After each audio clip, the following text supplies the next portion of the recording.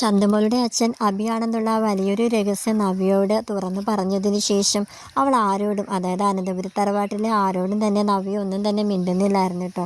എന്തായാലും ഇതിൻ്റെ സത്യാവസ്ഥ അവൾക്ക് അറിയണം. അതുകൊണ്ട് തന്നെ DNA സാമ്പിൾസൊക്കെ ഡേവിഡിൻ്റെ കയ്യിൽ നേരത്തെ തന്നെ അവളെ ഏൽപ്പിച്ചിരുന്നു. അതിൻ്റെ റിസൾട്ടിനായിട്ട് അവൾ പോവുകയാണ് കേട്ടോ. അവളുടെ മനസ്സിലെ 90% അഭി തെറ്റുകാരനാണെന്ന് തന്നെയായിരുന്നു കേട്ടോ. പക്ഷേ ഡേവിഡ് അഭിയല്ല ചന്തുമോളുടെ അച്ഛൻ എന്ന ആ ഒരു കാര്യം അവളോട് തുറന്നു പറഞ്ഞപ്പോൾ അവൾക്കത് വിശ്വസിക്കാനാവുന്നില്ലായിരുന്നു.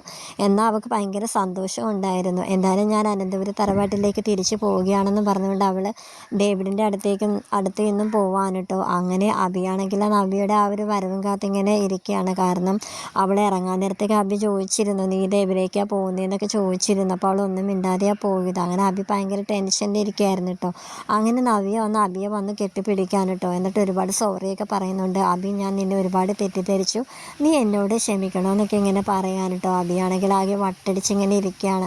അങ്ങനെ കാര്യങ്ങളൊക്കെ നവ്യ ഇങ്ങനെ തുറന്ന് പറയാൻ കേട്ടോ അഭിയോട്.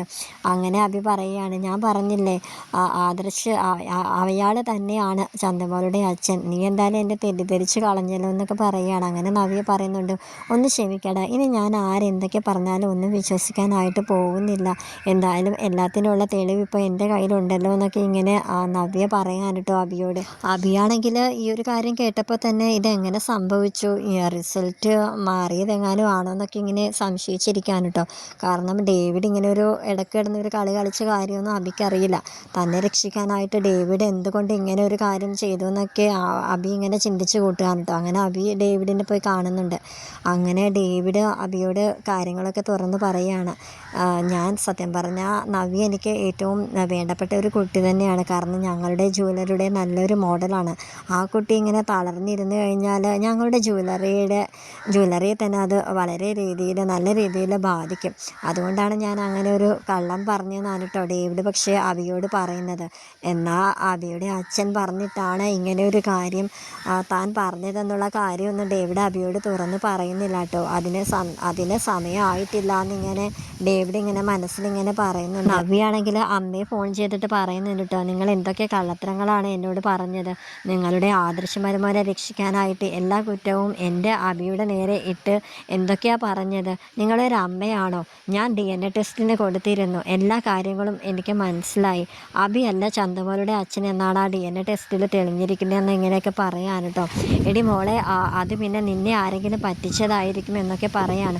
ഇനി ഇത് റിസൾട്ടിൻ്റെ പേരും പറഞ്ഞ് നിങ്ങൾ എന്നോട് ഇനി അതും പറഞ്ഞ് വരണ്ട.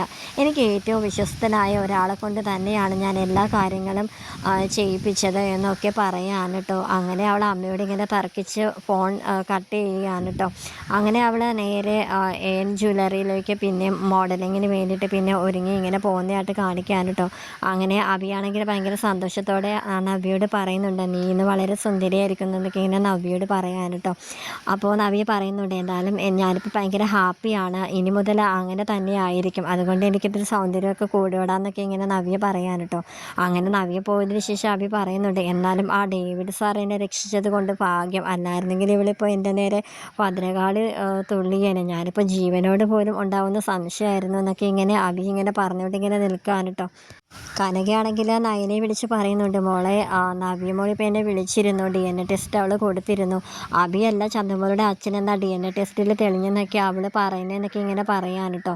അപ്പോൾ നയന പറയുന്നുണ്ട്, അത് അഭി തന്നെ മാറ്റിയതായിരിക്കും എന്നൊക്കെ പറയുകയാണ്. അപ്പോൾ കനക പറയുന്നുണ്ട്, അത് അവൻ മാറ്റാനായിട്ട് അവളുടെ വർത്തമാനത്തിൽ നിന്നും എനിക്ക് അങ്ങനെ തോന്നിയില്ല, അഭി പോലും അറിയാതെ DNA ടെസ്റ്റിന് അവൾ കൊടുത്തത്, വേറെ ആരെയോ കൊണ്ടാണ് അവളത് ചെയ്യിപ്പിച്ചിരിക്കുന്നത്, അവൾക്ക് ഏറ്റവും വിശ്വസ്തനായിട്ടുള്ള ഒരാളാണെന്നൊക്കെയാണ് പറഞ്ഞതെന്നൊക്കെ ഇങ്ങനെ നയനയോട് കനക സംസാരിക്കാൻ കേട്ടോ.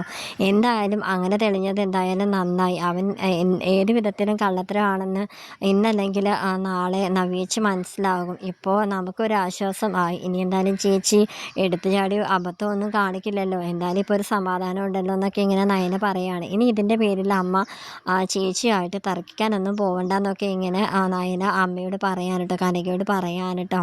അങ്ങനെ കനകയാണെങ്കിൽ എന്തായാലും ഇതെങ്ങനെ സംഭവിച്ചെന്നൊക്കെ ഇങ്ങനെ ആലോചിച്ച് ഇങ്ങനെ ഇരിക്കുകയാണ്. അപ്പോൾ നന്ദുവിനോട് ഈ കാര്യം പറയുന്നുണ്ട് കേട്ടോ. അങ്ങനെ നന്ദു, ഞാനൊന്ന് അന്വേഷിക്കട്ടെ അമ്മ, ഇതിൻ്റെ പിന്നിൽ എന്താ നടന്നതെന്ന് എനിക്കൊന്ന് അറിയണമല്ലോ എന്നിങ്ങനെ നന്ദു